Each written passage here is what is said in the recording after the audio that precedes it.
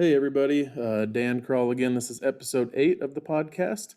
A couple weeks ago, I talked to Rick Sanger, one of the 4 Sanger boys, to play for today's guest, Don DeWaard. Don is a 1974 Kanawha graduate, so it's our first episode with some Kanawha flavor. And he was also a Central College grad and then coached there for about 35 years. So thanks for coming on, Coach. Hey, my pleasure. Thanks for having me. It's been kind of fun to watch some of your previous podcasts. Thank you. Yeah, and if you want to watch any of those previous ones, you can go to YouTube. It's just under my name, Dan Kroll. It's an orange D. And thanks to everyone who's been watching those. I have about 2,700 views from the first 7 episodes, so it's just a great thing for our community to watch and reminisce on some memories. So before we get started, though, we have a sponsor for tonight, and that's Pampered Pets, owned by Cody and Jeremy Purvis in Kanawha. Pampered Pets Retreat and Spa is a premier center for grooming, daycare, and boarding. Their goal is to provide a safe, stress-free, and happy experience to every 4-legged guest that walks through their door. At Pampered Pets, every pet is treated like a cherished family member. Call them at 641-762-8225. They're located at 112 North Main Street in Kanawha. Thanks to Pampered Pets for sponsoring this and giving to the Sanger Legacy Fund. Also, I have to thank Joanne from the I Grew Up in Britt Facebook page. She was the one who got me the pictures for the Rick Sanger episode, and she plans on doing that for some future episodes as well. Before we get to Coach DeWaard, just a rundown of what's going on at West Hancock. Excuse me. Boys track. On the 23rd, they took 7th out of 13 teams at the North Butler meet. Last night, they went to Garner, but I didn't see any results for that. On the 30th, they go to Hampton, and then on the 13th of May, boys and girls go to Northwood for their district meet. For girls track, Coach Mark Sanger's girls took 4th out of 8 teams at Garrigan the other night on the 16th. They went to North Union on the 19th. I didn't see results for that. They took 9th out of 9 teams at Webster City, but that was mostly a 2A, 3A meet. They went to Belmont, Lake Mills this past week, but I didn't see any results. They were at Forest City last night, and on May 3rd, they have another home meet. Boys golf. On the 16th, the boys took 3rd in a triangular at home. On the 19th, they went to Spring Valley. I didn't see any scores there. The 23rd, they had a home meet. Again, no results. Their next meet is this Friday, the 30th, against North Union and Belmont. And girls golf, I haven't seen much on Varsity Bound, except for that they had a triangular on the 26th. Didn't see any results. And on the 3rd, they go to Eagle Grove. And for me, the exciting news, football schedules just came out. West Hancock's schedule is at Garner, at Newman to start the season. Home games against Lake Mills and West Fork. They're at North Union, and then home against HMS, a playoff rematch from last year, should be a good one. Then they're at St. Ansgar, and then they finish at home against North Butler. This year it's a little different. They have 8 regular season games and 5 rounds of playoffs for Class A. All right, Sanger Legacy Fund was created to honor the late, great Coach Bob Sanger and his wife and former teacher Mrs. Linda Sanger. They both taught and coached at West Hancock and Britt for over 50 years and impacted thousands of lives, including myself. The Legacy Fund raises money to help the communities of Britt and Kanawha and the athletics and activities of West Hancock. Please consider giving to the Legacy Fund at sangerstrong.com. If you go to the Mankato Area Foundation site through Sangerstrong, you can set up recurring payments if you want to give regularly. I want to thank Alex DeWaard, also a West Hancock and Central grad like the two of us. He's put that website together and just revamped it, and it looks really great. Again, if you want to sponsor this podcast, all you have to do is give to the Sanger Legacy Fund. Let me know, and I'll mention you like I did Pampered Pets tonight. All right, Coach DeWaard, here we go. So you're a 74 Kanawha grad, but let's kind of talk about growing up in Kanawha in the mid to late 60s. What was there to do in Kanawha back in the day? Yeah, well, I grew up on a farm, and up in northern Iowa, you can give directions the way I would to my farm. We're 4 miles west and a mile and a half south of Kanawha. Nice, flat roads and a road every mile, so you can do it that way. But I was born in 1956, so yeah, I was a kid throughout the 60s, and probably 85% of my life was spent on the farm. I have one older brother and a couple younger brothers, and so we spent time on the farm. We obviously went to school. I went to the Kanawha Christian School, kindergarten through 8th grade, so we carpooled.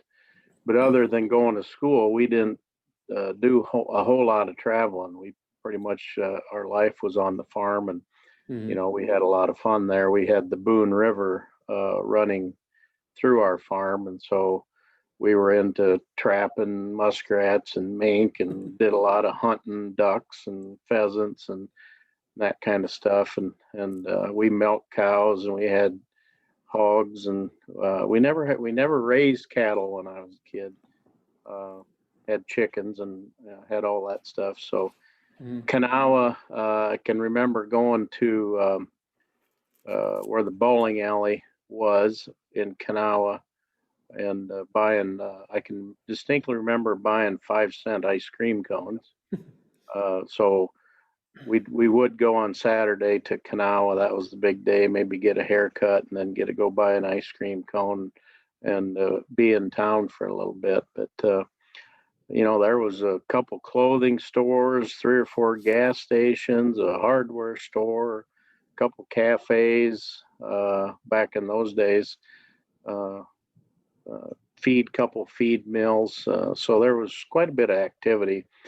Kanawha was never very big. I think it was probably 800 people when I was growing up. But, it was pretty active little town back in those days. Yeah, definitely. You pretty much described Buffalo Center right there. My parents grew up in Buffalo Center and said same thing. You didn't have to leave town for anything. It was just kind of what there was. Everything was there. Yep. So when you went to high school at Kanawha, besides football, we're going to get to that in a minute. What else did you play sports-wise at Kanawha? Well, back in those days, we all had to do everything just so we could have teams, because we didn't have a whole lot of kids. So I played football, basketball, baseball, and I actually pole vaulted in track for a couple years as a freshman and sophomore, and then I just became a track manager. I wasn't exceptionally fast, and my older brother had pole vaulted and actually had gone to state, and I think he might have finished 4th in the state in the pole vault. So I, kind of messed around with a little bit as a freshman, sophomore, but never got too interested in it. So I was a catcher in baseball, and played basketball. So yeah, we were, whatever season it was, that's the sport we played in those days. Besides football, in those 3 sports, did you have any success, like go far in the playoffs at all or postseason? No, when I was a senior, we had a decent basketball team. We won a couple. I think we won our first 2 tournament games. We were like, Kanawha had a really bad basketball program at that time. In fact, when I was maybe in junior high, Kanawha had lost like 71 games in a row or something. So basketball wasn't a big successful sport. Baseball had been successful. In fact, I think they won a state championship like in 1959, I believe. Yeah, and 48 as well, I think. So. Yeah. But anyway, we really were we were decent in basketball as a senior.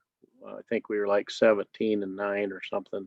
We didn't win the conference. We were 2nd or 3rd, and won our first 2 games, and then we had to play Clarion, who was quite bigger school than we were.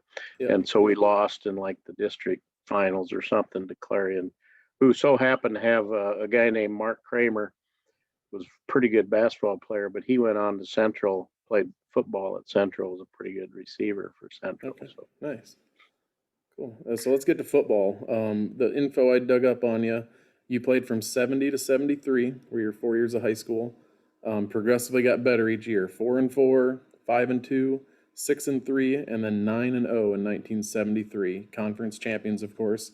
The one game that stuck out to me in 73, you guys beat Armstrong 86-36. But that game actually kept you out of the playoffs, is what I read in one of the newspaper articles.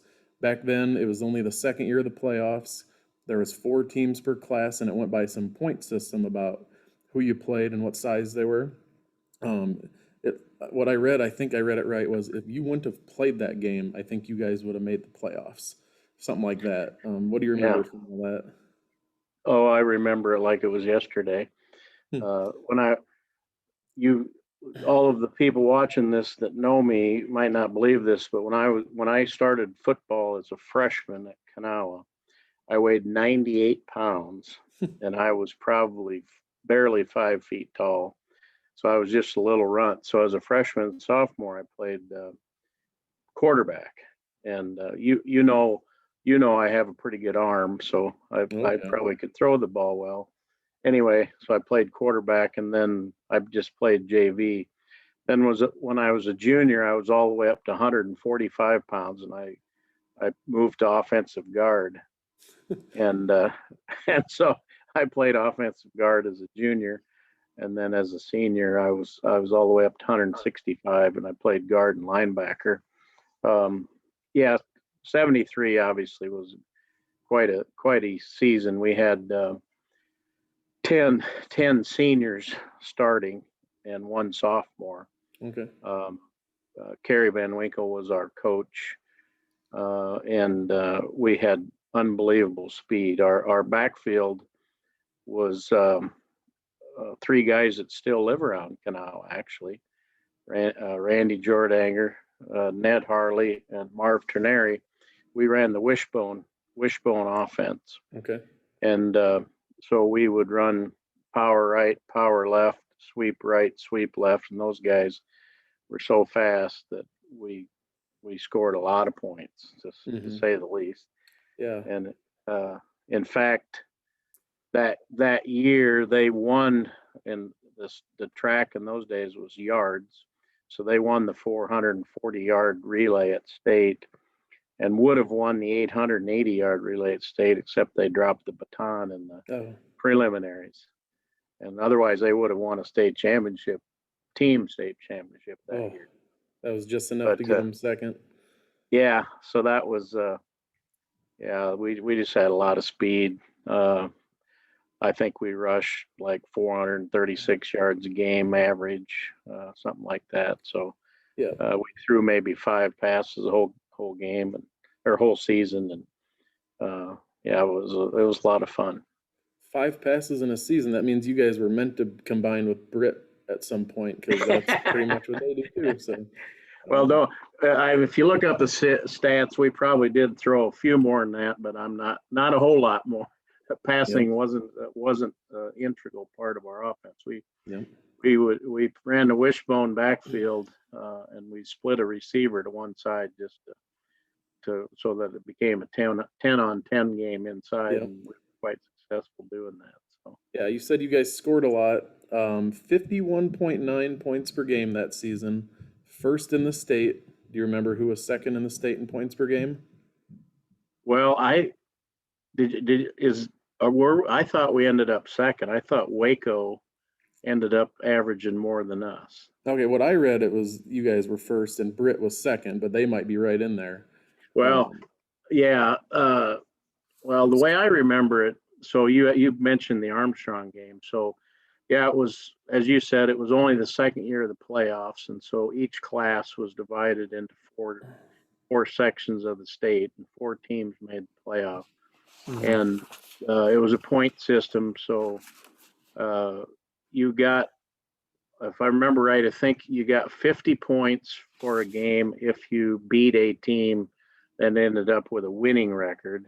Okay. You got 45 points if you beat a team with a losing record, and then you got like 20 bonus points for going undefeated. So, and then they divided your total points by the number of games, and the teams with the 4 in your section of the state, the team with the best per game point average made the playoffs. Yeah. And so we were 8-0, and Allison Bristow was 8-0, and they were done. Some teams played 8 games, some teams played 9. So they were done. After 8 games, we were ahead of them on the average per game point chart. So we would have gone to state, but we had a 9th game scheduled with Armstrong, and they had a losing record. And so by playing that game, even though we would win, we would only get 45 points. Thereby, it brought our per game average down under Allison Bristol. So we ended up not going to the playoffs because we played that 9th game. Yeah. How do you think you would have done if you were one of the 4 teams? Oh, we'd have won state. We'd have won state easy. Yeah. Who won it? Do you even remember who won it that year? Really good. Yeah, I do. I know exactly who won it. Dexfield. It was back in those days. It was called Dexfield Redfield because a few years later, when I went to Central, one of the players on Central was a junior on that Dexfield team. And I always told him, I said, you were just lucky Kanawha never made the playoffs or you wouldn't have a state championship. So it was certainly, and then to explain the Armstrong game, I know because you had mentioned it. So there, back in those days, the Des Moines Register had really good high school sport coverage, and they had what was called the Big Peach. And the sports section was kind of a peach color. And that would cover, all sports, but they really spent a lot of time covering Iowa high school sports. And there was a writer, his name was Chuck Burdick, and he was the prep writer.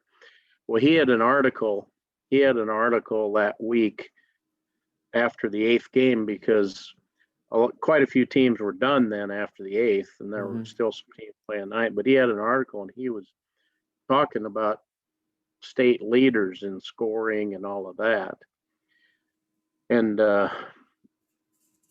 I remember that article said we were in 2nd behind Waco by, I can't remember. Anyway, we went ahead and we calculated how many points we would have to score to jump ahead of them in the scoring title to get to be the highest scoring team in state. And we figured out that we needed 86 points. And so we went to Coach Van Winkle. Armstrong, we knew wasn't very good.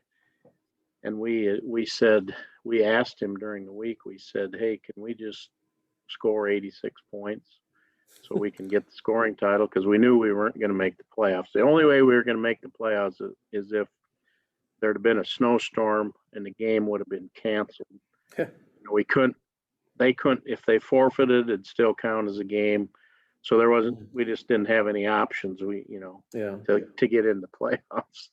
Jeez. So we figured out we needed to score 86 points. So we went out and it was 50. We had 56-0 at half. And there was no running clock or anything in those days. 50-point rule. The no 50-point rule, anything. And so we had so obviously he didn't want to pour it on this poor Armstrong team. In fact, I think if I remember right, one of the assistant coaches went over to talk to him to see if they wanted to shorten the quarter or something, just because it was. Anyway, so we convinced him to let the seniors play on offense and then put everybody, the freshmen, on defense. So that's how we played the second half. And they actually outscored us 36-30 in the second half.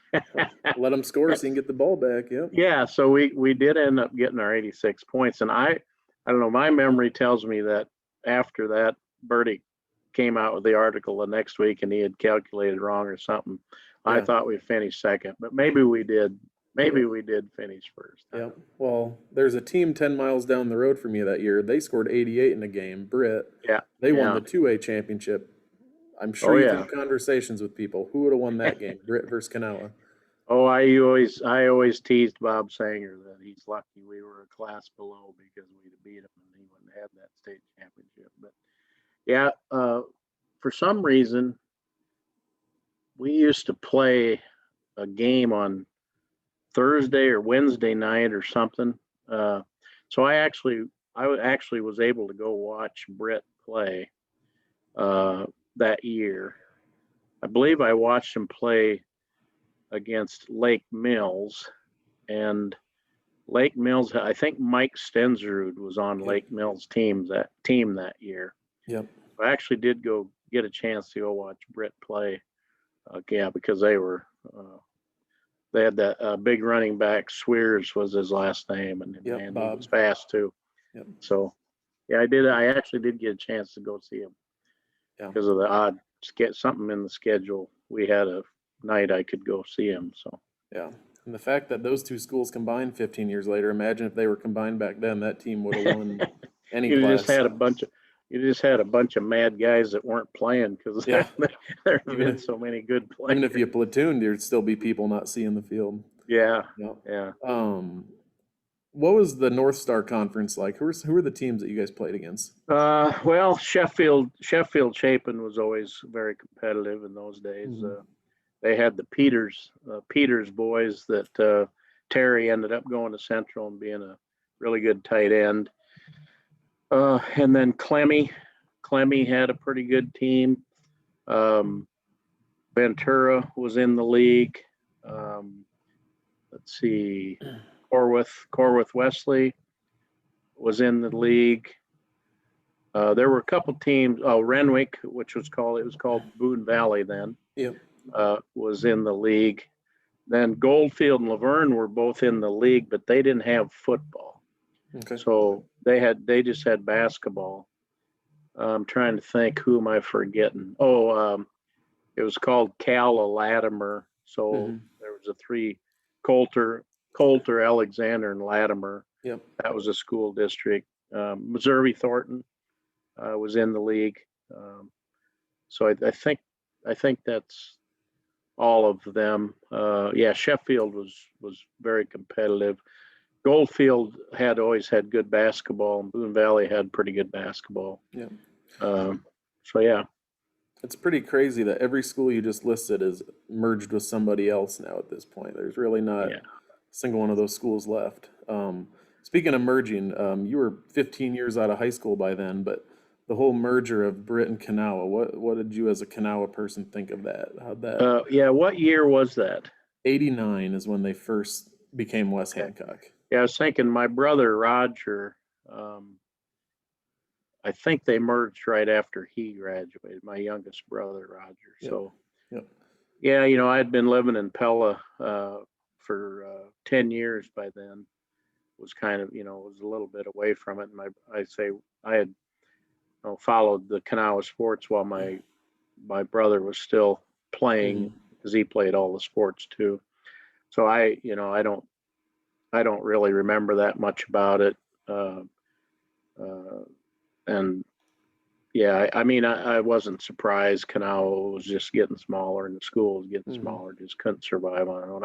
I think I was kind of glad they kept a school in Kanawha. Yeah.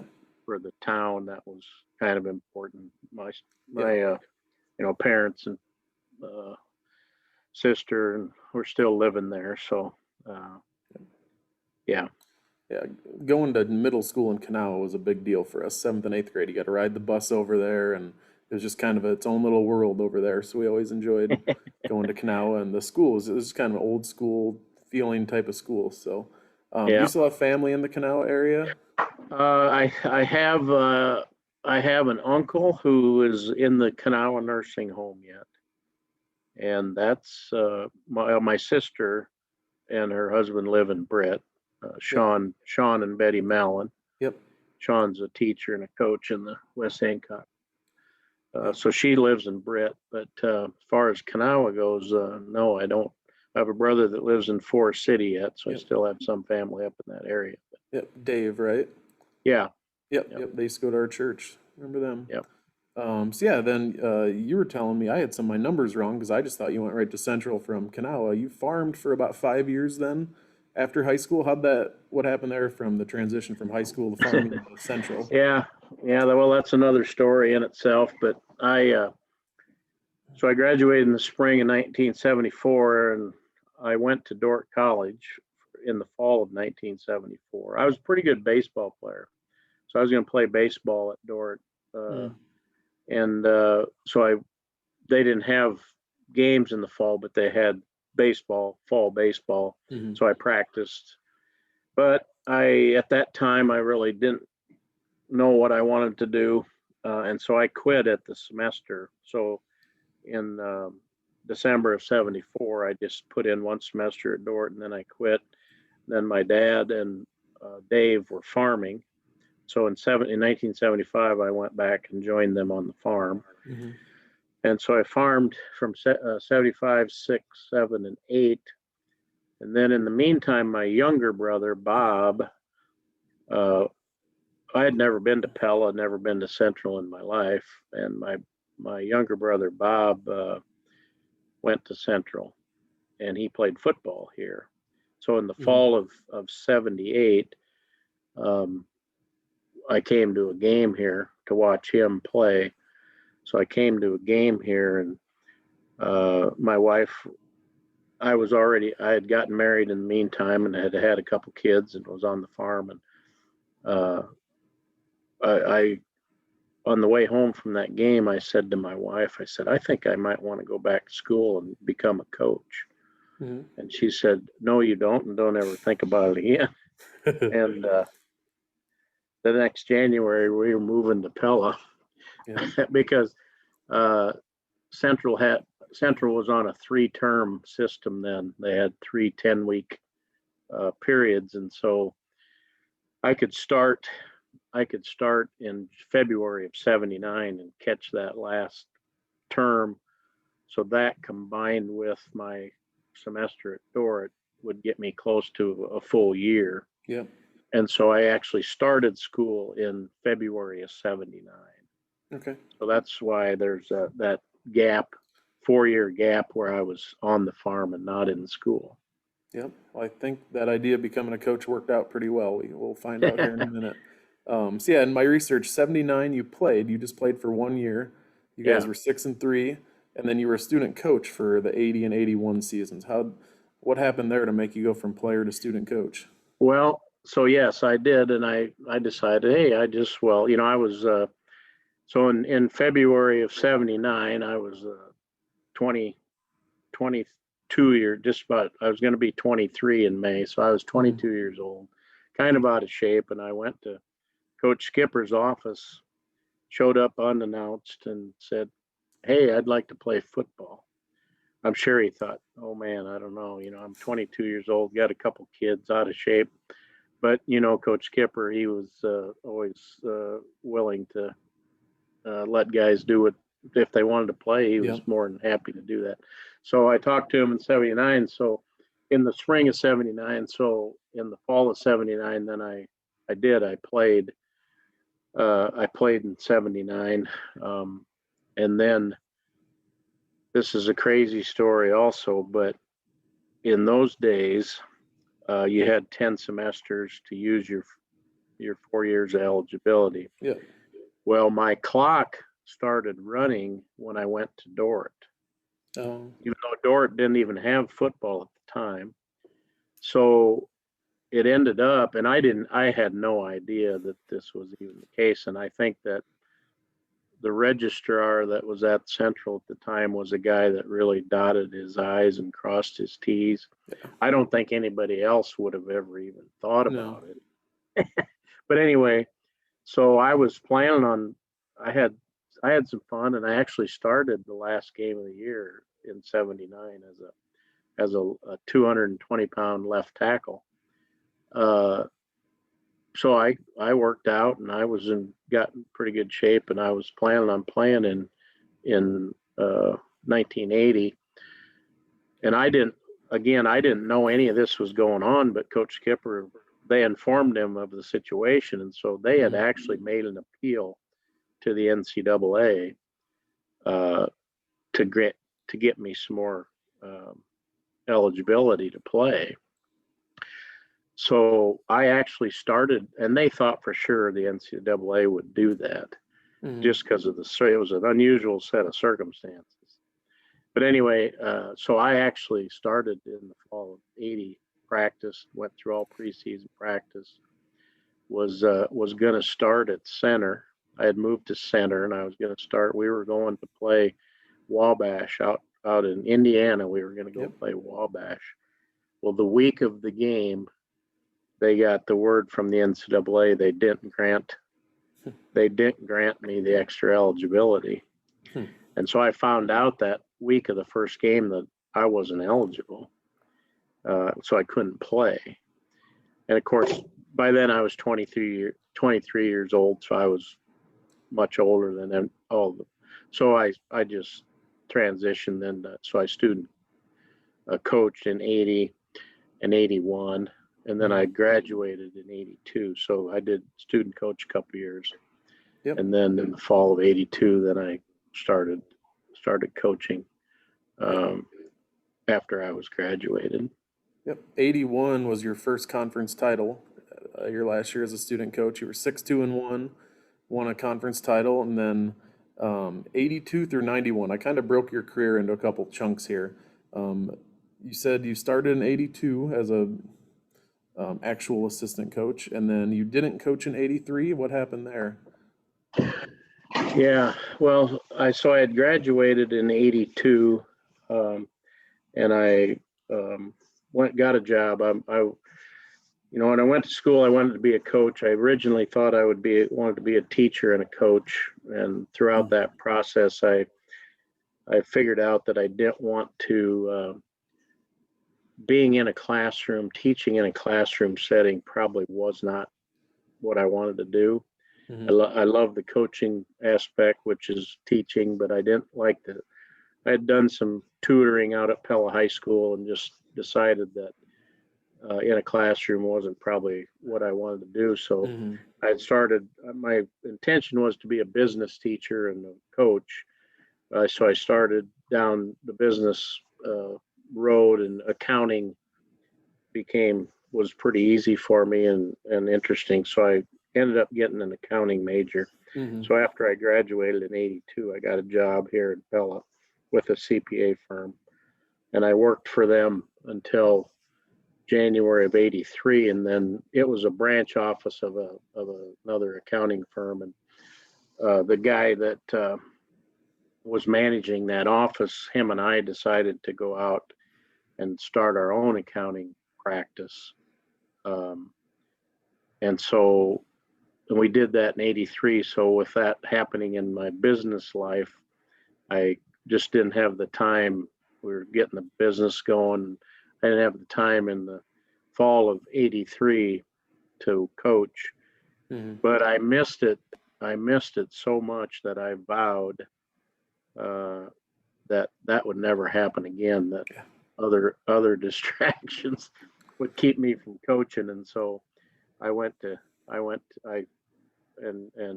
I didn't coach in 83, and then I went back and started again.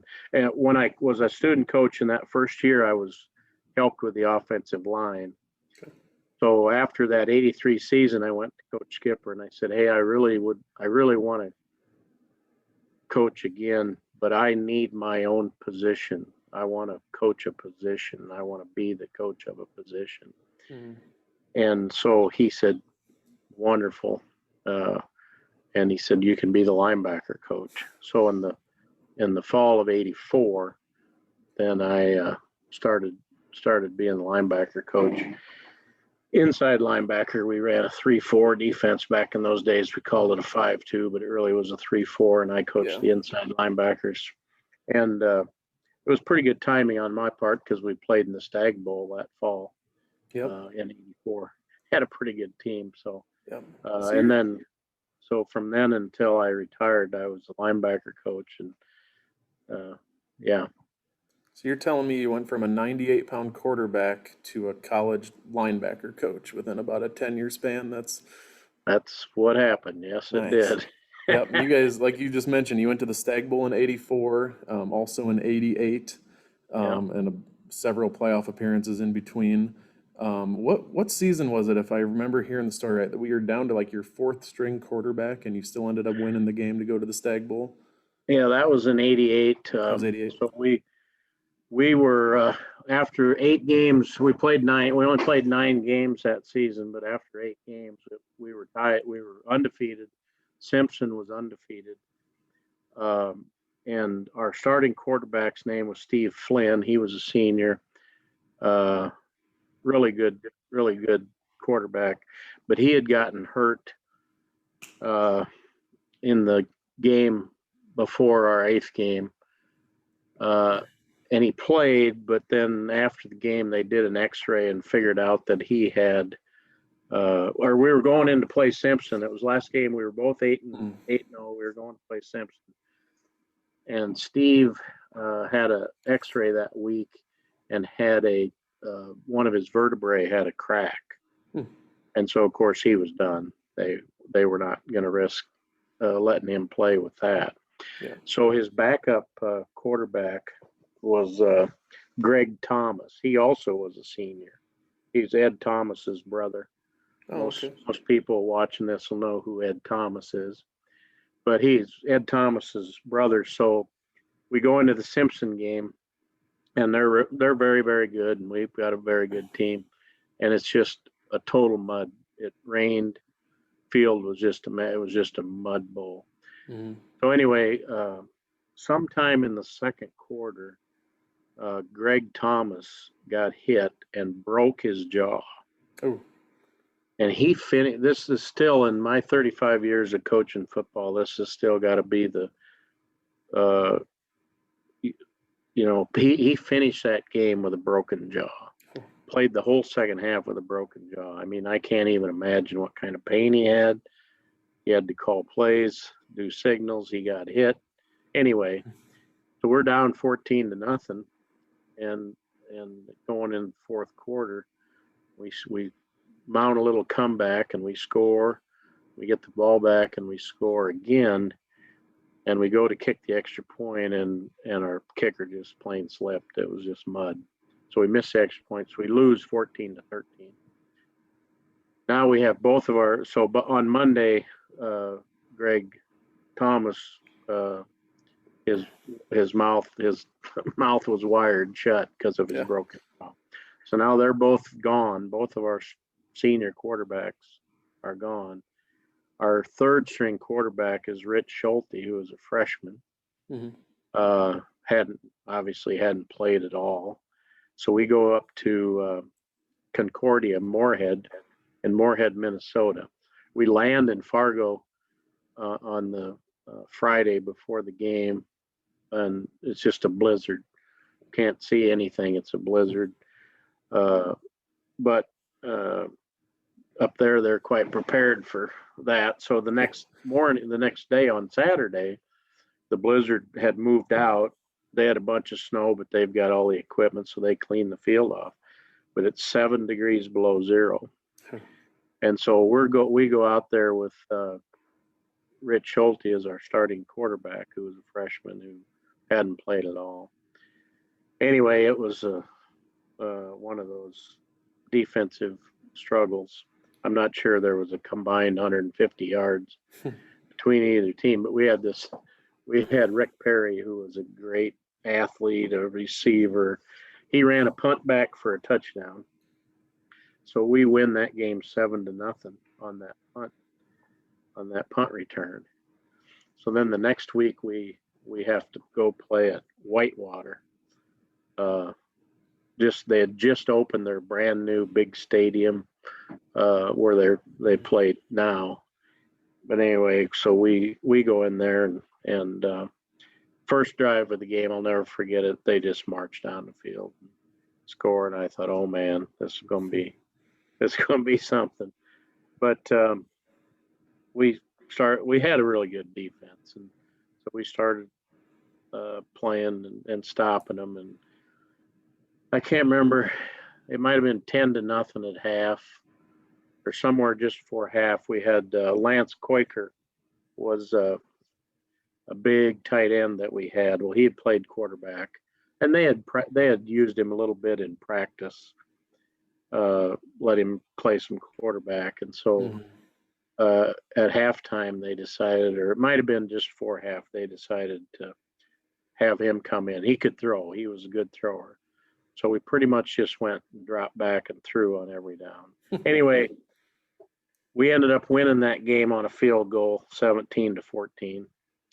So now the next week we have to play Augustana, and that was in Pella. Play Augustana. and we ended up winning with Quaker. We ended up winning in double overtime on another field goal in double overtime. So we won. That was the game. Then we played in the Stag Bowl. It was in Cincinnati at the College Football Hall of Fame. Was in Cincinnati at the time. So crazy. And Augustana's, didn't they win it 4 years in a row until you guys beat them? Was that about that time? Yeah, they had won it. That was 88. Well, no, they hadn't won it. 87. In 87, we lost to Dayton in the playoffs, and Dayton won it. Okay. I think Augustana won it 82, 3, 4, and 5. Okay, so it was a little before that. There was a stretch. In 84, we lost the Stag Bowl. In 85, we lost to Augustana, who won the Stag Bowl. Yeah. In 86, we lost to Minnesota. St. John's. Concordia in 86. 87, we lost to Dayton, who won the Stag Bowl. 88, we lost in the Stag Bowl. 89, we lost to St. John's, and then in 90, we lost to Allegheny, who won the Stag Bowl. Jeez. So there was a stretch of years that we lost to. Our playoff loss was to the eventual national champion, like 4 out of 6 years or something like that. Yeah, that sounds a lot like Coach Sanger. He had, I think, 18 of his playoff losses were to the eventual state champion. It was just it was the championship was going to go through them no matter what, it seemed like. Tell us a story about, I can't remember what year it was, but you guys hosted a team from California in the playoffs. I don't remember what year, what team it was, but there was like a blizzard in Pella. We actually, 71. the first time we played them was in 84. Yep. Great game. They were a very good football team. And they scored with 15 seconds left, and they went for 2 to win the game. This was the semifinal to go to the Stag Bowl. Occidental College was. Occidental, yep. Yeah. And I'll never forget it. Scott Fraley, who was a really good defensive back for us, intercepted the 2-point conversion in the end zone. We won. And then in 85, so that was 84. 85, we really had a really good team in 85, and went undefeated. And then we played, I think we might have played Co in the first round, or anyway. So second round game, we got Occidental again. It was Thanksgiving weekend, and they had to come here because we were always ranked first in the West region in those, because we were undefeated. And so they had to come here again, and Thanksgiving weekend. And anyway, it turned cold and snow, and of course they're California, and they were trying to go mind over matter, so they had a couple coaches out there in shorts. I mean, it was cold. It was almost a blizzard. Anyway, that game was quite different than the year before. We ended up winning 71-0. Jeez. I think it might have been. It was 48 or 9-0 at half, and it was not a fun trip for them because then it started to snow, and they ended up being snowed in Des Moines for like 2 days after the game. So they flew to Iowa from California, got beat 71-0, ended up sitting in a hotel for 2 extra days, not being able to do anything because of Oh, man. Yeah, I remember it was either you or Coach Jones was telling me about that, and they're like, they wanted that game to get over as fast as possible. Oh, yeah. They just couldn't wait. It was a lot colder on their sideline by the second half than it was ours. Yeah. So moving forward a little bit, you became the defensive coordinator in 1992, but then talking to Larry Hoppel, he said you gave up that position for a couple years to another coach. What happened with that? And then you took it back over? Yeah, so for a long time we had, in the 80s, we had the same coaching staff. That was probably one of the keys to our success, is the continuity within the coaching staff that we had. And Dennis Dakota, who was a great player for Central back in the 60s and just a really brilliant football mind, he was the defensive coordinator. And then he left he left for a few years. It must have been 92. I don't remember all these years, but he left, and then I took over as defense coordinator. And then he came back. He came back for a couple years, sometime in there. And then, so, I never wanted football coaching to be my full-time job. I did it because I loved to do it. So it was always part-time. I stayed in business and was able to do both, coach football and do other things. And so, titles never meant anything. I wasn't trying to build a resume or anything. And some of these other coaches, they were, so it didn't matter to me. Yeah. That's why that 2 year, I think he was back for 2 years, and then he left again. And then I was defense from then on. Then I was until, I can't remember the year, but when Zach Fonts came, he was a young guy and he was resume building. So then I let him be the defense coordinator for a couple of years in there. Yeah. 2008 that would have been my senior year when he came in. Okay. 2008. Yeah. Yep. Yeah. Yep. So yeah, looking up the numbers here from 82 to 2016. So I know you took a year off and you weren't always the D coordinator, but your defenses pitched and you're always the linebacker coach. So 58 shutouts from 82 to 16. So that equals out to about 1 out of every 6 wins in your career was a shutout, which if you know anything, the last 10, 15 years of college football, it's very offensive driven. So a lot of those shutouts were more in the 80s and 90s, but then even any shutout in the last 10, 15 years, I'd say is a pretty impressive feat in college football, the way the rules are set up against the defense anymore. So I thought that was kind of an interesting stat. Some stuff I looked up here. You were a part of 12 teams that were undefeated in the regular season. 2 of those were the couple of years I was there, 2006 and 2007. I remember, and you might not even remember this, but after the Wartburg game in 2007, it was 9-0 against 9-0. We won on a almost last-second field goal. I mean, we went nuts on the field. We were running all over the place. And I remember you saying, the season can end right now. Like, that was just the best way it was just an amazing game. And that's an interesting debate because I know, like, Division I, there was only a national championship game, and then now they have the 4 teams. What are your thoughts on that? Was that just kind of a in the moment comment, or you probably don't remember saying that? But yeah, well, if you and you've looked at all the records and you saw, so many years we were undefeated. Yeah, 12 times we were undefeated. We never won a national championship. So all 12 of those years, our season ended on a loss. yeah, And so sometimes it's hard to keep, you feel bad when you lose, especially in a playoff situation. You have aspirations of winning national championships. And so it's always, I always felt bad that the season would end on kind of a down note after having a great season. And so I knew after that game, more than likely we weren't going to win a national championship. Yeah.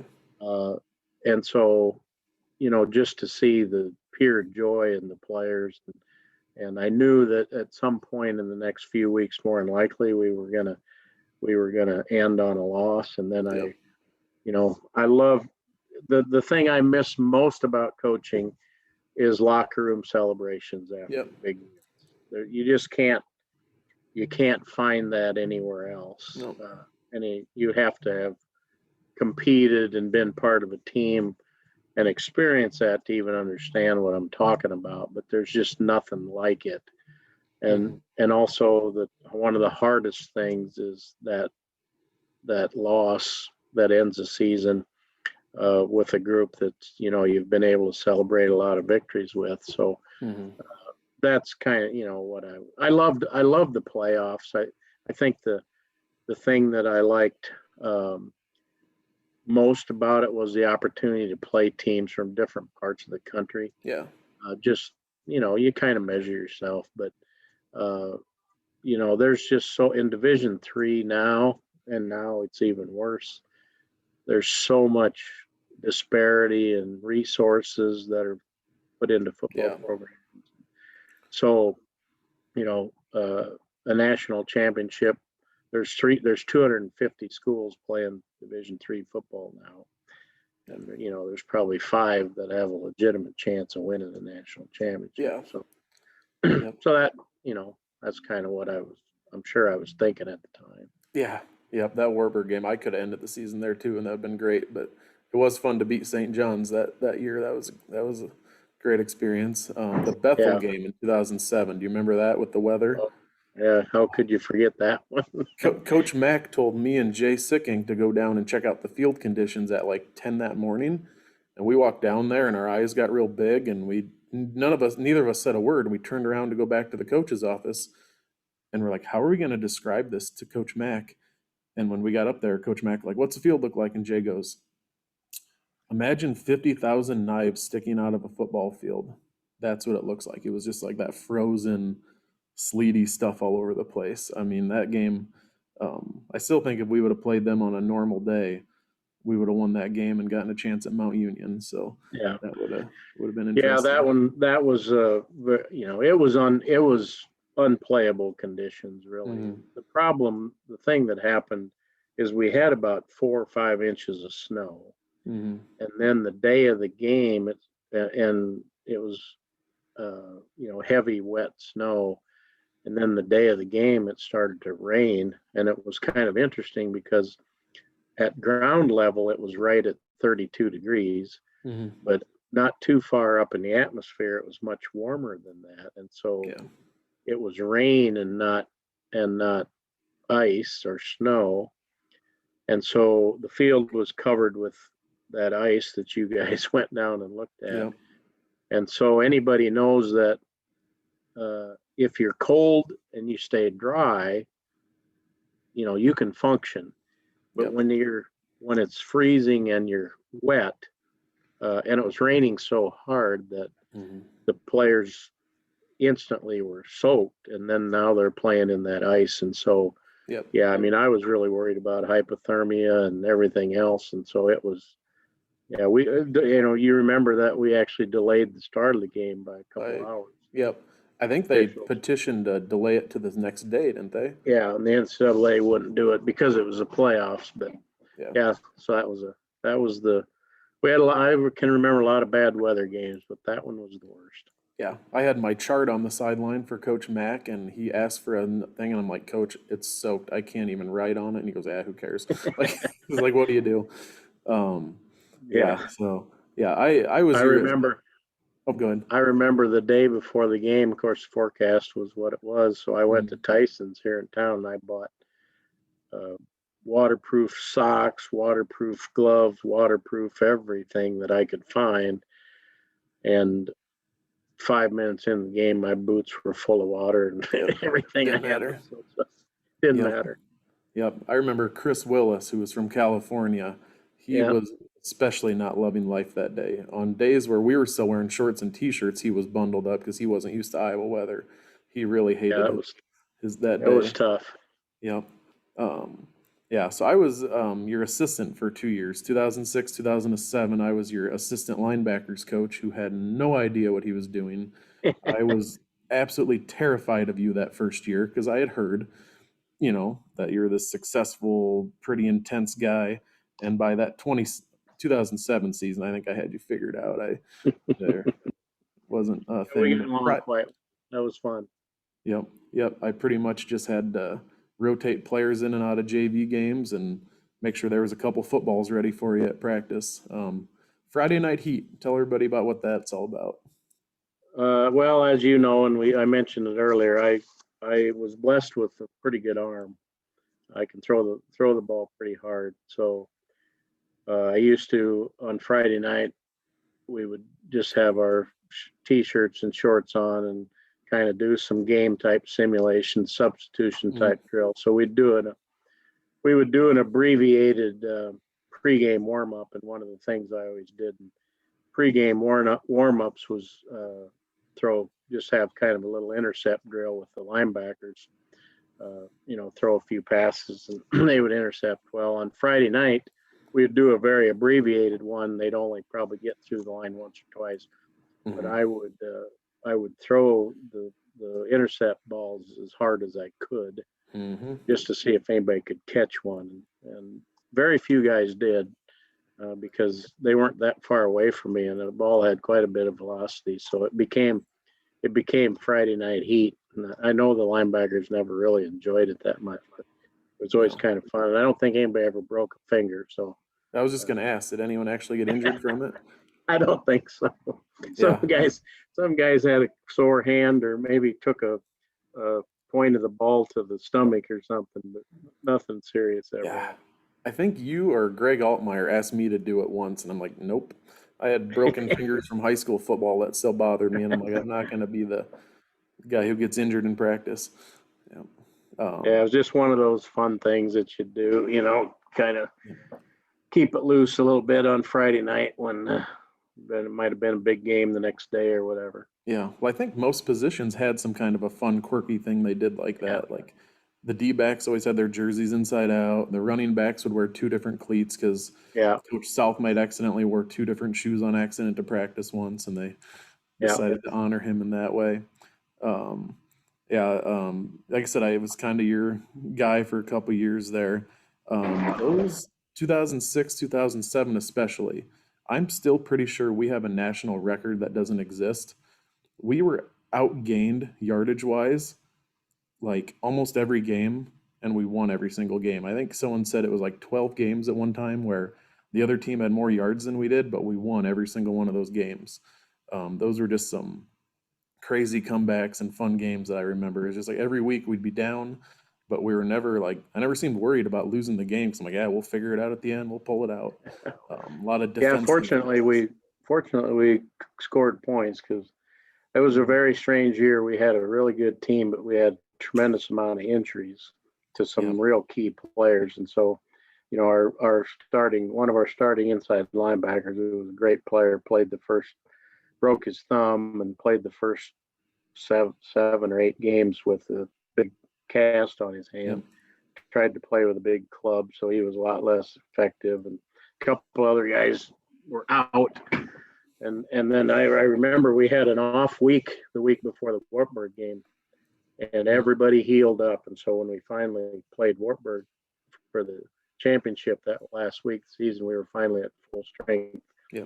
And then we didn't get outgained that day. We handled them defensively. We played well, and then of course into the playoffs we played really well too. When we were at full strength, we were a pretty good team. Yeah, that was a fun team. One game I was going to bring up to you, you probably don't remember this. You broke your headset when you got upset. I think you were upset with a call or something. You ripped your headset off and kind of snapped it.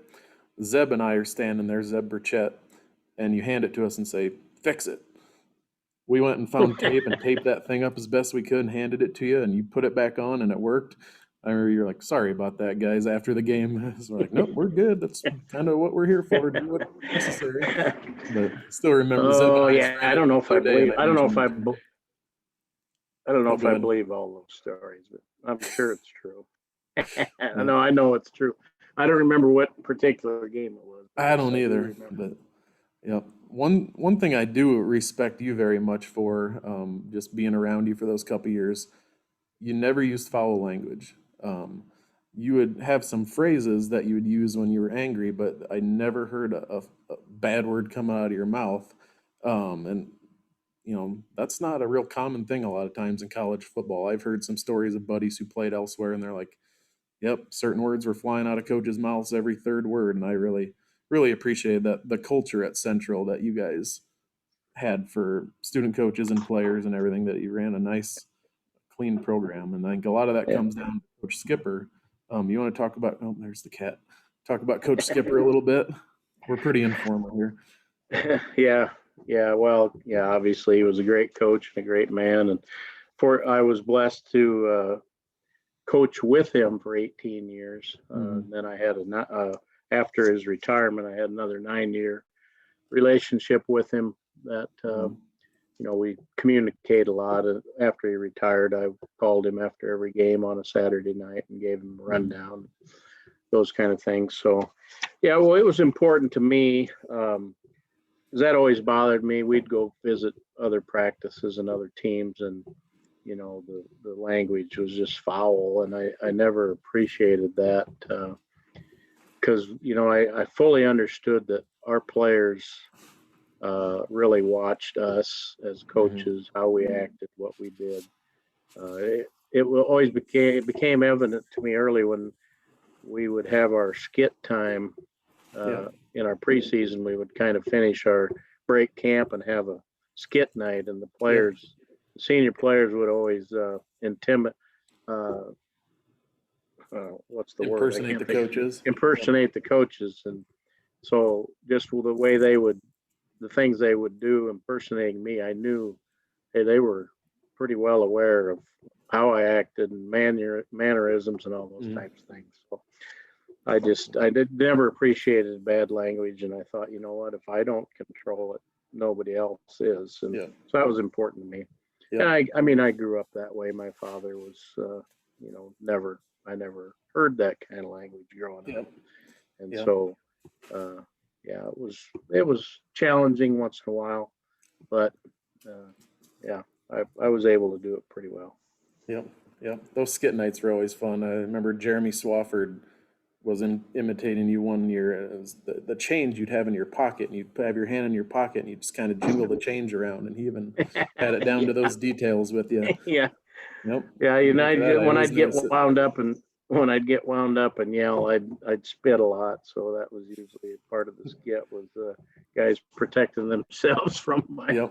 Yep. In this age of COVID, I'd have been in really bad, a lot of trouble. Don't want to talk about COVID tonight. I'm tired of it. No, that's good. Yep. In 2000, you were the D3 Assistant Coach of the Year in the nation. Coach Bowser also got that award in 2008, I think. So I think that's a pretty cool honor. Just going through some numbers here. I know you're not a pat yourself on the back guy, so that's what I do for other people, is I throw the numbers out for them. While you were coaching at Central, there were 37 All-Americans. And since this is a Britt, Kanawha, West Hancock podcast, 7 of those 37 of them were from Britt or West Hancock. Rick Sanger twice, Jeff Sanger twice, Mark Sanger, Ryan Johnson, and Taylor Vanden Weinboom. Just thought that was kind of neat that's essentially at least one All-American a year that you were on the same team with and coached. 333 total all-conference players in your 35 seasons. 49 of those were linebackers, and that's essentially what you coached through the years. You only had 2 seasons where a linebacker was not selected to an all-conference team. Thought that was pretty neat. And if you were a head coach, you would have been one of the all-time winningest coaches in Division III history. 302 wins, I believe. Like I said, 58 of those were shutouts, and you were a defensive guy. Just wanted to throw some of those out there. And talking about Coach Skipper, he won 287 games in 35 years, and you were there for most of them. I believe you won 19 conference championships in those 35 years. It was almost to the point where it was weird if you didn't win one, and if you didn't win it, you were second. I don't think you guys ever placed worse than third, except for my senior year, of course. We got fifth, I think. We lost a lot of players that year, and we're pretty young. And yeah, talking about Coach Skipper, he passed away just a couple months before I got to Central, and without me ever knowing the guy, it was pretty evident just how special of a guy he was, just hearing you and the other coaches talk about the guy and his wife as well. So Central is just a pretty special place, I know, to you and to me as well. And who are some other coaches? I have a list here for you. Coach Mack, Coach Cack, Matt Paulson, Kevin and Jeff Sanger, Jerry Southmaid, Dick Bowser, Travis Sterling, Reed Evans, Zach Fonts, Austin Schuler, Drew Sickink, Eric Jones, Jeff Ballard. Those were pretty much just the guys when I was there. Obviously, there's a lot more from your previous years.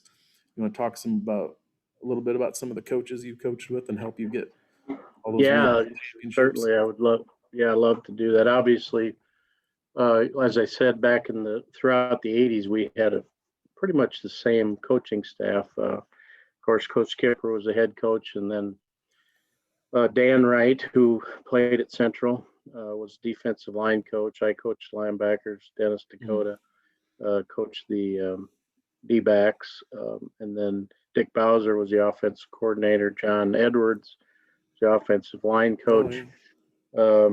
And let's see, who am I forgetting? Oh, Tom Epperly was there as a running back coach for a while.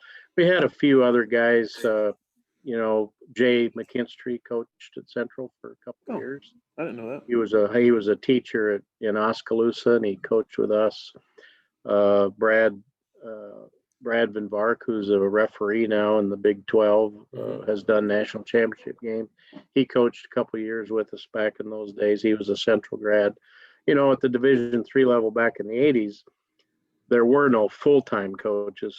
Everybody that coached had another job, and so Coach Skipper needed people to coach, and so guys like me that were in business otherwise, took the time to help him be coaches. So that's kind of the way it was. Of course, you mentioned Jeff and Sanger and Matt Paulson. Obviously, those guys mean a lot to me. They played for me, and then they both dedicated a lot of their time after they graduated to coaching. And so they not only had to put up with me as their coach when they were playing, but for 15, I don't remember. Do you know how many years Jeff coached? It was like 2003 to just last year. He didn't coach last year, so it was like 13 years with you.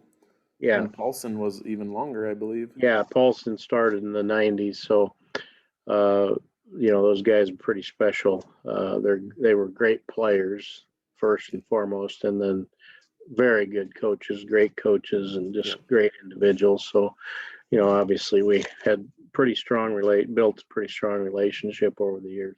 And it was always fun for me when I talked to our incoming, talk to the defense, and I had Jeff Sanger as a linebacker coach and Matt Paulson as a defensive back coach. I could always tell the players, you guys, you're going to go out there, you're going to prove to me how good you are, but none of you are ever going to be better than these two guys. So, so I could always say that with confidence that they were two of the best players while I was coaching that we had. So it's kind of nice to be able to say that to our young players. Yeah, well, I just remember Coach Paulson, 2006 through 2008. He had been done playing for a dozen years. He would do the conditioning tests with the players. He'd show up, stretch for 3 minutes, and then beat most of them. I mean, in his upper 30s. Oh, he was a monster. He is very intense. Very intense, Yep. And two of my 3 years were Coach Southmaid and Coach Bowser and Daryl Brand. I forgot to mention Coach Brand. Just listen to the stories those guys would tell, because they had been a part of football for 50 years each long time. Lots of great stories out of those guys. So, Yeah, I was just at a track meet last night in Grinnell. My grandson was there, and sure enough, Coach Brand is there starting track meets yet. He's 84 years old. He's been doing it for 50 years. Yep. Great guy. The 1958 Central Football MVP. And he's still starting track meets. Yep. Still starting track meets. Yep. Couple more things on the list here. The Mexican All-Star game, are you still the head coach for that, or how's that with COVID? Has that kind of No, again, that was Coach Skipper really is the one that started that.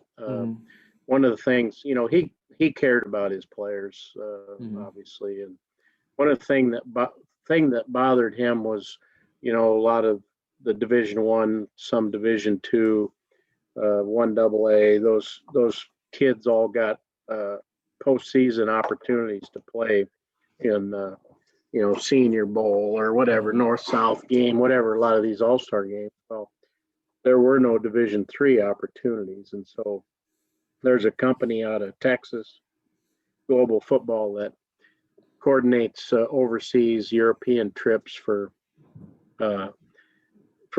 Division III schools. And so Coach Skipper got with him, and he said, it really started when Mark Kakmarinsky was a senior. He was a great running back, and he got invited to play in some kind of an all-star game out in New Jersey. And Coach Skipper went to see him, or to go to the game. Well, it was not a good experience. Coach Kipper was really upset. There was no trainer there. They brought him in for like a day and practice and then tried to play. It was just kind of a mess. Yeah. And he vowed to try to help create a better game for Division III players. And so he talked with the global football, and in Mexico, there's a pretty good system of they've been playing football, American football, for 50 years in Mexico. So there's a bunch of universities that have football, and they have a league, and they play a season, and then they have their championship is called the Aztec Bowl. Yep. And so Coach Skipper got with the global football rep who had some connections in Mexico. They started talking about how a Division III All-Star team could come and play their champion, their Aztec Bowl champion. So anyway, they got that all worked out, and Coach Skipper, who was had been president of the American Football Coach Association and was, well known throughout the profession, and he convinced the American Football Coach Association to sponsor that game. And so they did. So they would pay, when it first started, they would pay for kids to go play. So they put together this all-star team to go play that game in Mexico, and Coach Kipper was the head coach. And I don't know what year it was. I think he got it started in like 90. Well, Coach Paulson was on the first team that played in that game. I think it was 98 maybe. Well, in the year 2000, it was on, I'll never forget, it was on a Tuesday. Jim Hirschberger, who was coach at PV, was, at that point, you had to be, most of the coaches were retired. They were friends of Coach Skipper. He put this coaching staff together to do this game, bring players in on Sunday, practice all week, and play the next Saturday. Well, when they got to Mexico that year, Jim Hirschberger had a slight heart attack when he got there. And so Coach Skipper needed a coach. And so he called me because he knew I'd come. So he called me on a Monday morning and said, "Hey, I need a coach. Can you get to Mexico?" And actually it was in, the game was in a city called Saltillo. I said, "Yeah, I'll try." So I did a little work, and I got a flight, flew down to Monterey, and ended up coaching in the game that year. And then the next year, Bob Reed, who was a coach at Augustana for all those national championships, was part of the staff. Well, he had pretty bad diabetes, and just before the game, they were ready to go. He had some issues with his legs, and he couldn't go. So Coach Skipper said, "Hey, you want to go again?" So I said, "Of course." It was a whole lot of fun. So I did. Anyway, so I did that, I think 3 different times. One of the coaches had something, they couldn't go. And then, so Coach Skipper did that for 9 years. And then when he died, then I had coached a few times. So then those of us that had been involved in that game really wanted to keep it going because it was such a great experience for everybody that participated. And so we did keep it going. We ended up doing it for 20 years. I ended up becoming the head coach after Coach Skipper died, and we did it for 20 years. But after 20 years, it was getting harder and harder to get players to come, and we didn't have the support, the backing to pay for everything for the players, and so it just got more difficult to get enough players and to get the right position. So we decided a 20-year run was pretty good. So we haven't done it then for the last 5 years. That's been 5. Okay, I can't remember how long So, it's been. yeah, it's been a while since we did it. But yeah, it was a great experience. I Yeah. saw some beautiful Mexican cities, and it was a lot of fun. Yep. Cool. So let's talk a little Britt West Hancock here. Central, Britt, Kanawha, West Hancock. There's quite a pipeline. I put a list together with the help of some of the Sanger boys and some other people, and we all guarantee we missed a few people here. Players from Britt, Kanawha, West Hancock. Not all of them, as much as we could find. Here we go. Hang on tight. Kevin Sanger, Rick Sanger, Corey Mattoon, Jared Hexton, Rob Thompson, Justin Johnson, Chad Eisman, Ryan Johnson, Aaron Rasmussen, Nate Rasmussen, Mike Rasmussen, Taylor Vanden Weinboom, Dustin Michelson, Brady Wilson, Jeff Sanger, Alex DeWaard, Chad Klein, Tim Ziegler, turn the page here, Roger DeWaard, Don Halick, Kurt Kopachik, Tony Ridema, Kurt Ridema, Adam Klein, and Sean Mallon. Are we missing any? I think that's a good Oh, chunk you're of them. putting me on the spot. So my brother Bob played at Central. Bob played. That was in the seven. That would have been 78. He only played 1 year as he tore his knee up. Had a ACL tear, just never recovered. So he played at Central free. He was there the same time Sean Mallon was. Okay. Back So in what the late what is 70s. it? Britt, Kanawha, West Hancock people going to Central. What's the? It's just a neat. It's a. Well, great I think, connection. I told you my story. How I got here was because Mhm. of my brother coming here, and then, but I'm trying to think who, far as back as I can remember. Do you have any idea what those years were when, like, Don Halick seems like he might be the That would be the oldest mid on that 80s, list? like 84, 85. Yeah, And then he Kevin probably. Sanger came in 89. Yeah, And then that I was. I can give you the Sanger years. I can promise you, I know every year the Sangers were there Yep. because we went. Kevin came as a freshman in '89. Rick came when Kevin was a senior. Yep. So they were there together. And then when Rick graduated, we had 1 year, '96. We were without a Sanger. Yep. And it was not a good year. And then Jeff came as a freshman in '97. Yep.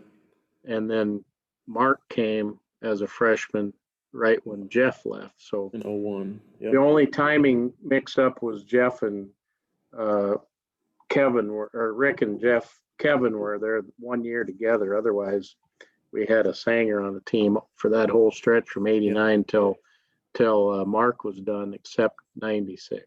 Yep. So like 15 But, of 16 years or something like that. Yeah, I think when I think about it, obviously the Sanger family meant a lot to the Central College football program. Mm-hmm. And I think with him being the head coach at Britt,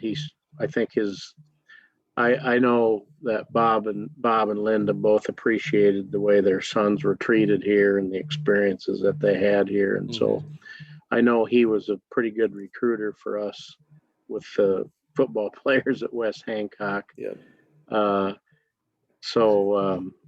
Yeah, I mean, once you establish a relationship with the school or a family like that, tends to build, and that was always the theme. The theme was family here, and Yep. So we saw it with the Sangers, the Blythes, the Bathkeys. A lot. We have a lot of families that end up with several of their boys playing here. So Yep. And with the style of football Coach Sanger put out there, you're going to get some hard-nosed, physical type players, especially on the defensive side of the ball. Yeah. Well, everybody that came, fundamentals were very important to Coach Skipper, were very important to me. In fact, I can tell the story when I first started coaching in 1980. Back in those days, of course, we didn't have uploads and downloads of film, and so you had to exchange a 16 millimeter reel of film, and so we would go scouting. We'd go scout our opponents, and I remember first time I went to scout somebody, Coach Skipper had a sheet of paper, said, "Here's what you got to do," and on that sheet of paper was, I want you to time when they're warming up and when they're punting, I want you to time from snap to punt. Hmm. And I think right then I thought, you know what? That's detail. That's fundamentals. And so I think that really instilled that in me. In fact, in 2000, this is kind of a cool story for me anyway. In 2000, when I won the award as the assistant coach of the year, I had to speak at the convention, do a X's and O's session Yep. for the football. There was 5,000 football coaches there. They weren't all at the session I spoke at, but there was probably 1,500, 2,000 coaches. Anyway, the topic that I chose to speak on was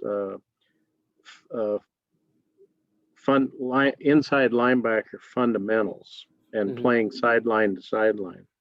And so I gave the talk, and then I also had to submit an article they put out a magazine after the convention, with articles written by coaches. So I also had to submit an article. So anyway, the article was in that magazine after the convention, and after that magazine came out, I got a handwritten letter from Bill Arnsparger, who was the defensive coordinator for the Miami Dolphins in 1972 when they went undefeated and won the Super Bowl. Yep. And he told me how much he appreciated the fact that I focused on fundamentals of the position. So that's kind of that was a pretty cool story for me to get that kind of a note from him. Vern Den Herder, who played at Central, was on that team. So. Yep. Definitely cool. So you gave up coaching in 2016. What how did you know it was time to step away? It's all about my grandchildren, and I have grandsons that the last year I coached, and as my grandson started to get older, I started to think a little bit about, I wanted to make sure they were interested in football and wanted to play football. I wasn't gonna, I never told them they had to do anything. I wanted it to be their decision, but I could see that they were interested in football and wanted to play. And so in my last year, my oldest grandson was a 7th grader. And of course they played their games on Tuesday afternoon at 4:30. Well, I could not go to any games because I was always at football practice. And so one of the things I would do is I live about 2 miles from the football field, and I would walk to practice and walk home, get a little exercise. And so every Tuesday after practice, I would call him on my way home to hear about the game, and he'd tell me all about the game and things, that. And every week, his last question always was, "Hey, Grandpa, think you can be at my game next week?" Yeah. And of course, I couldn't because I was committed to coaching at Central. Yeah. So then that's when I thought, these guys are going to be time. One thing you learn is as you get older, time flies very quickly. Yeah. And so I knew that I couldn't do both, and so I decided I was going to give up the coaching so that I could make sure and be there to watch those guys. Definitely. Yep. Don't blame you there. So now you're the mayor of Pella. How did that come to be? What made you run for that office, and what's it like being mayor of Tulip Town? Oh, well, I've always been in positions of leadership, and I've also been, beside my accounting, I've also done quite a bit of economic development stuff on a personal level, and so I've done some projects that involve working with governments, and so I was always kind of interested in that. And, I just took some people that knew me kept saying, "Hey, you ought to be the mayor of Pella," and so I decided to run. because I thought it'd be interesting. And Pella, if you're going to be a mayor, Pella's a great place to be mayor. There's a lot of great things going on here, and a lot of, Yeah. we got a lot of great companies and people, a lot of good people. So I decided to run, and I won pretty convincingly. And I think that was a result of being involved in the community for 40 years. Not only coaching at Central, but just being a businessman in town and being involved in the community. I think people knew me and appreciated some of the things I'd done, and so I won. And obviously, 3 months after I took over, COVID hit, and Yeah. we were canceling tulip time. So Yeah. there was a lot of. Last year was an interesting year, but Pella's blessed with some really good companies and jobs, and so we just haven't suffered economically here like a lot of places. Yeah. And so it's been interesting, but it's been a lot of fun. It's a great place to be the mayor of. So we got a lot of stuff happening, and I'm excited about the future. Yep. We were just there last weekend. Our boys are young enough. We don't go during tulip time. We go the week or two before because it's just a lot of people, and my boys are pretty active. But we always like coming back to Pella. So, last question for you. I'm going to bring up the Sanger Legacy Fund again because that's what a lot of this is for, to help people just keep that in people's minds. Bob Sanger, what was your relationship like with him? What did he mean to you? Well, obviously, we had a long relationship because, as we said, Kevin started coming in '89, and I think Bob really appreciated my coaching style because it was a little bit like his. I think it was one of pushing players to give their best effort, trying to equip them with the things they were going to need to be successful, and then pushing them to be successful. And as I said, I think both him and Linda really appreciated the way the boys, their sons, were treated. Yeah. Coach Skipper, and I know a lot of people say this, but he always says, nobody cares how much you know, or until they know how much you care. And that was a kind of a something ingrained in the Central football program, and I think that Bob would agree with that statement. And so I think he just appreciated the way his boys were treated. Obviously, they had a lot of success, a lot of great relationships built.